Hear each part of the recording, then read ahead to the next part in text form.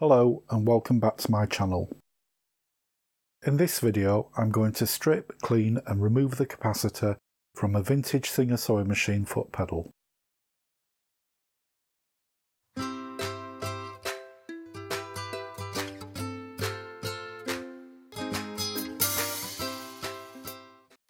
It's a good idea to do a few checks before plugging in a new to you vintage electric sewing machine. I like to start off by visually inspecting the cord, making sure there's no damage or exposed wires.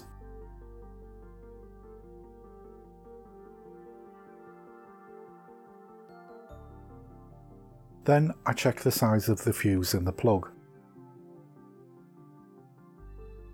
Sewing machines should have a fuse no higher than a 3A rating.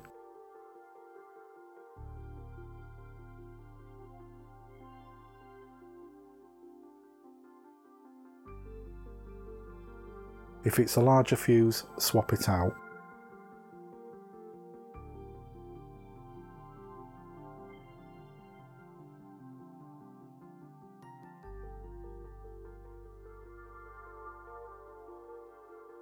Check the connections in the plug to make sure they're safe and secure.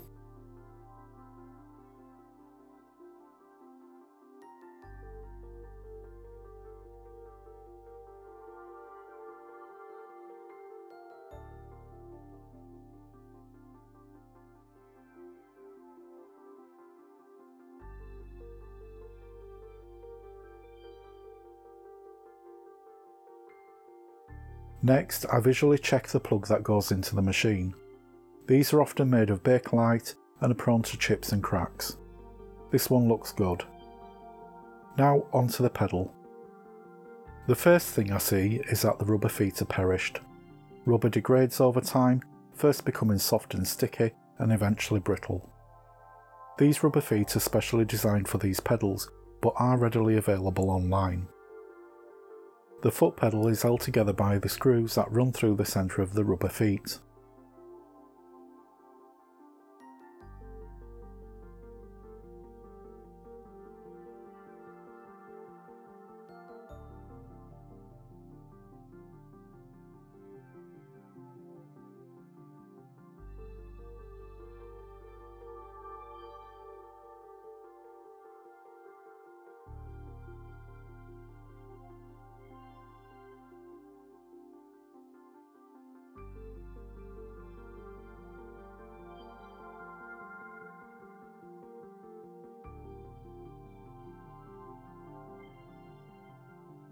Once unscrewed, the foot pedal should come apart easily.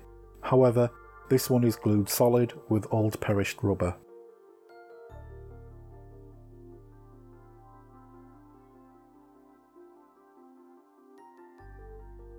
You need to be careful in this situation, as the pedal is also made of Bakelite, which can become brittle.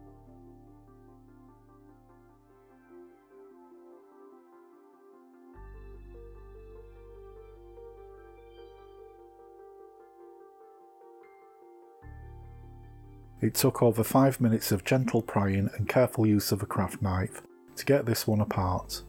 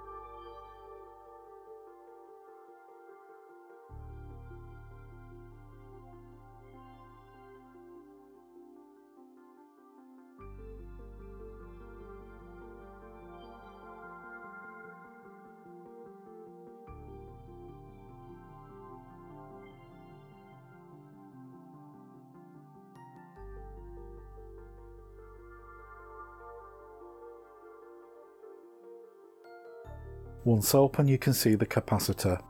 This is fastened across the two wires. It needs to come out. Just unscrew the terminals and remove the wires and the capacitor. Capacitors were put in as a suppressor to stop interference with old analog TVs. They're no longer needed as modern digital TVs don't suffer the same interference. Old capacitors degrade and blow, sometimes with a loud bang like an explosion, some just fizzle away. You'll know if your capacitor has gone as the machine will start to run on its own. There are people online selling foot pedal repair kits for around £5. These are simply replacement capacitors, which should only cost a few pence, but are completely not needed. The pedal will work perfectly fine and safely without one. You can see the ceramic housing that holds the carbon stack. Carbon stacks are graphite discs that, when compressed, allows electricity to flow. The more compressed the discs, the more the electricity flows, and the faster the machine runs. Over time, a build-up of carbon deposits can affect the performance of the foot pedal, so it's an idea to take it apart and clean them. Firstly, I'm just going to remove the remains of the perished rubber feet, ready for the new ones to be installed.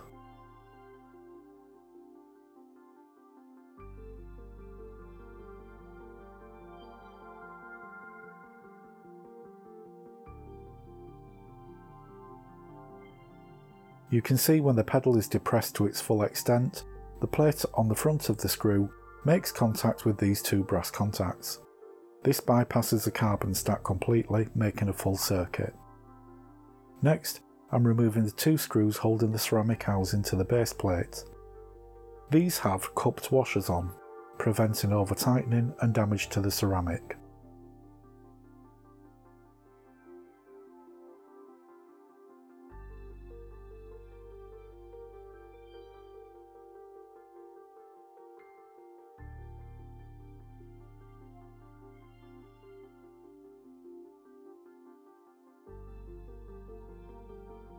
Underneath are two fibre washers. These will need to be kept safe for later.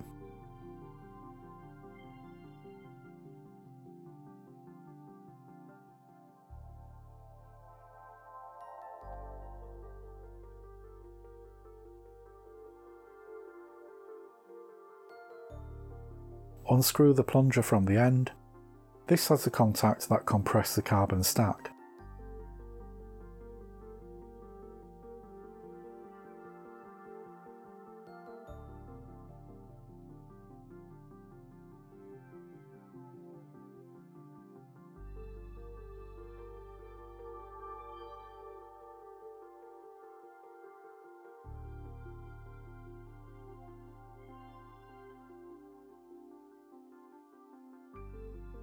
As you can see, there's a build-up of black sooty carbon, which will need to be removed. Remove the two brass contacts.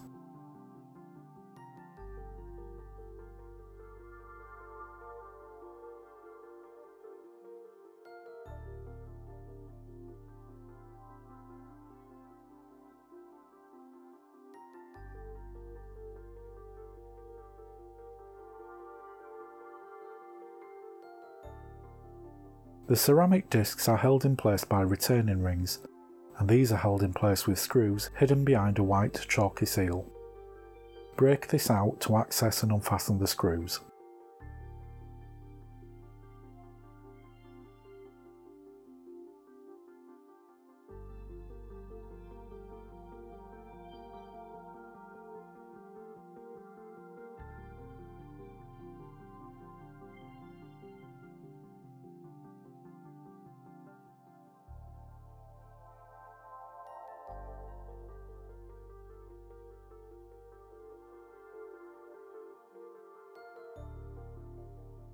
Now the carbon stack can be removed.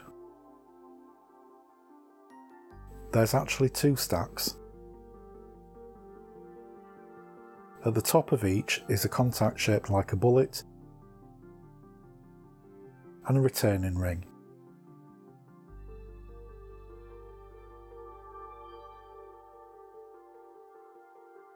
At the bottom of each stack is a special extra thick disc. It's about 3 times the thickness of the other discs. Keep these separate from the others.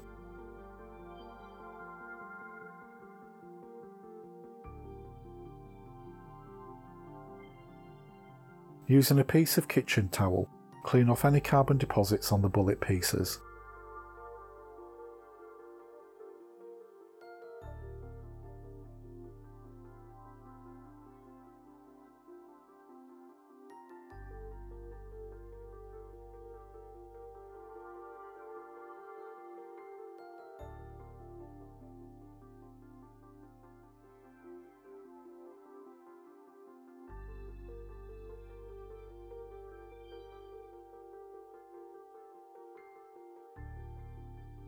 If there's bad pitting, you can carefully use some very fine sandpaper.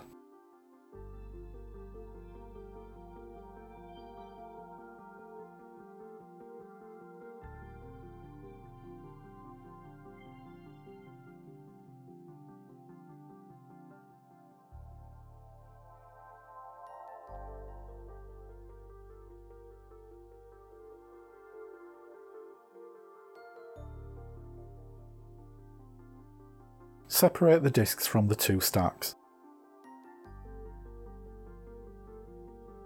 and clean them by gently rubbing on the paper towel.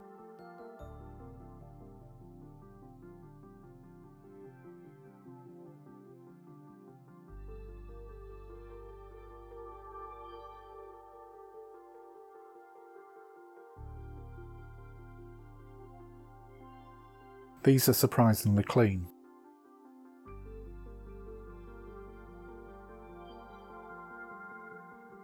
Be careful as the discs are very brittle. You may find one or two broken discs. This happens if the foot pedal's been dropped.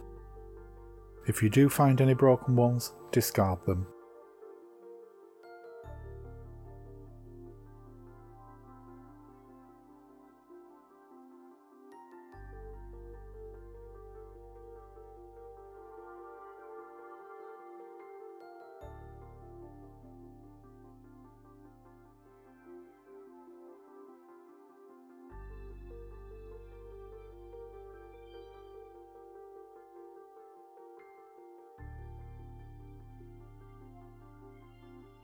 Each stack should have the same number of discs. This one had 60, while this one only had 57. Who knows where the others went? I take one from the first stack and add it to the second to balance it out a little. Working on one stack at a time, start by carefully dropping in the thick disc in the bottom. Then little by little the other discs. This can be fiddly and you need to make sure that every disc sits flat.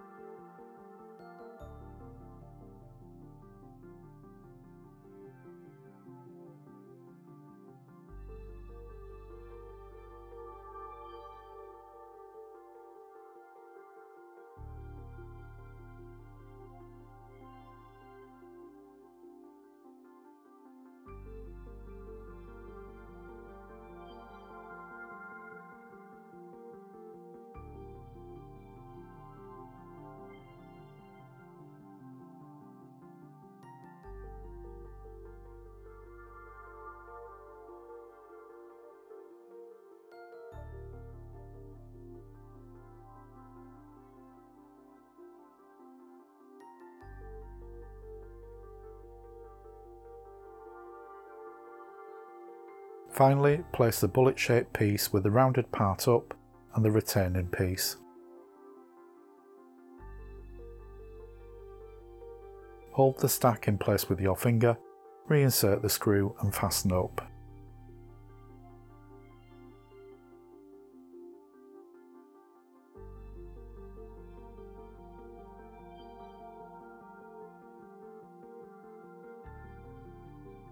Then repeat the process with the second stack.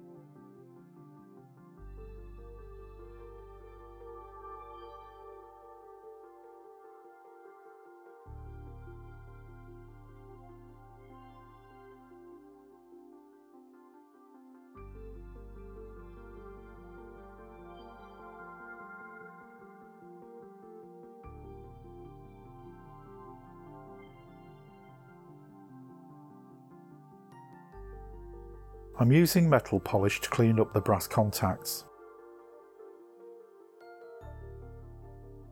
I'm not trying to make them look pretty, but I want them as clean as possible so they make a good electrical contact.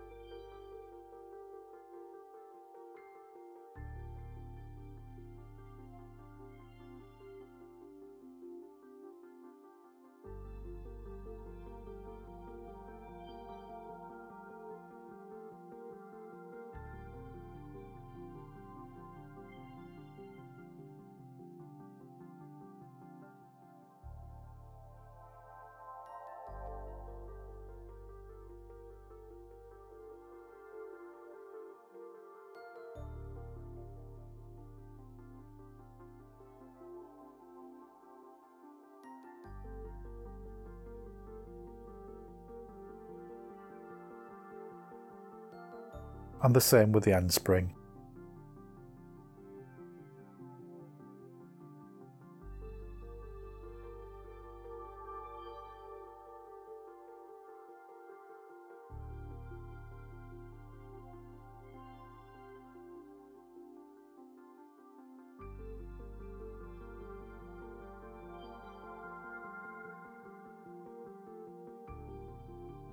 Again, if these are badly pitted, you can use some fine sandpaper.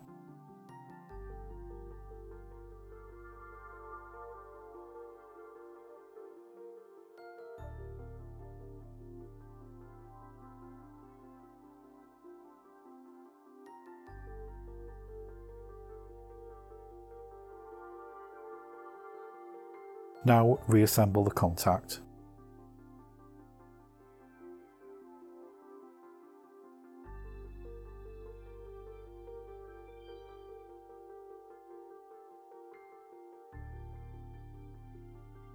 Screw the brass contacts back in place.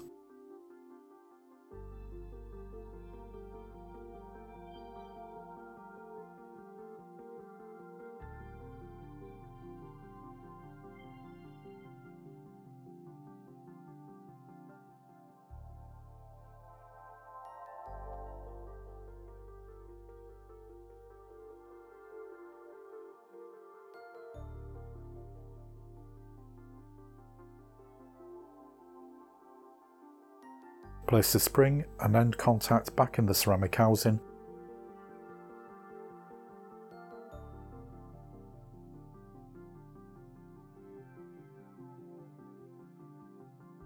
And attach the adjustment nut.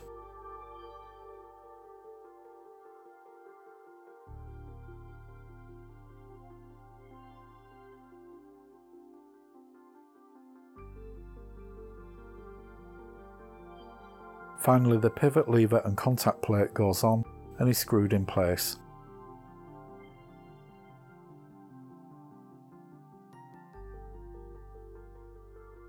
This part is incredibly fiddly, so be patient.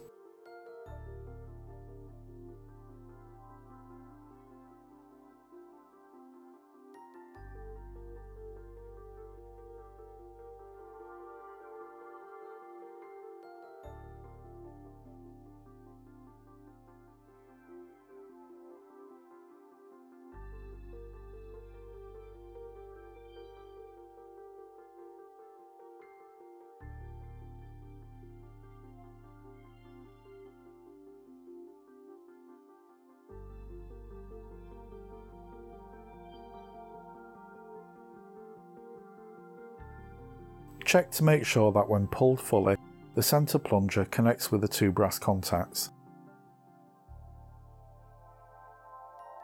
The end plate should be adjusted so it's about 2 mm or 1/8 of an inch inside the housing when it's released.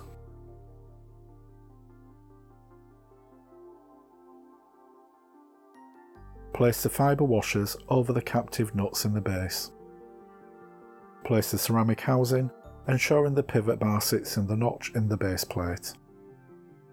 And reattach using the screws, making sure to include the cup washers to the top.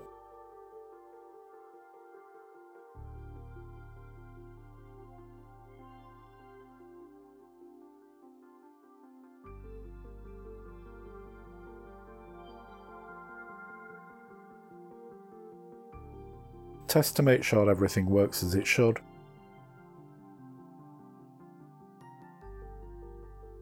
Then reattach the wires with the little screw terminals.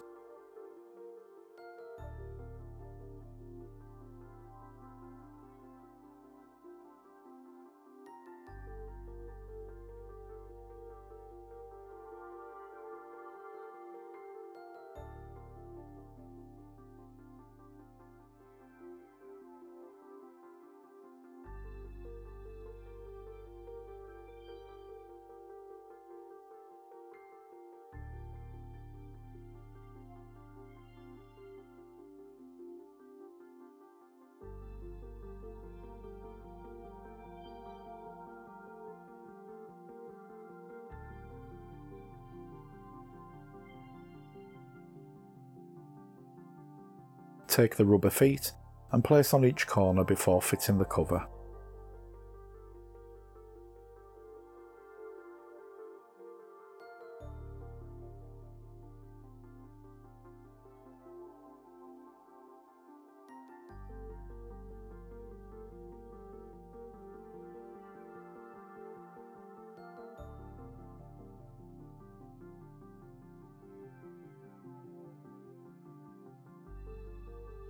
Finally, put the 4 screws in and you're ready to go.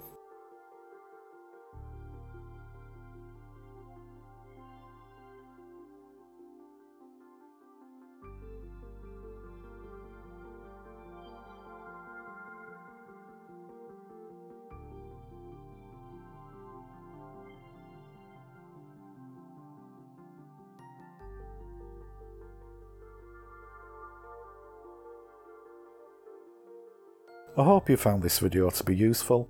If you have, please give it a like, and check if you've subscribed to my channel. If you haven't, please do. Thanks for watching.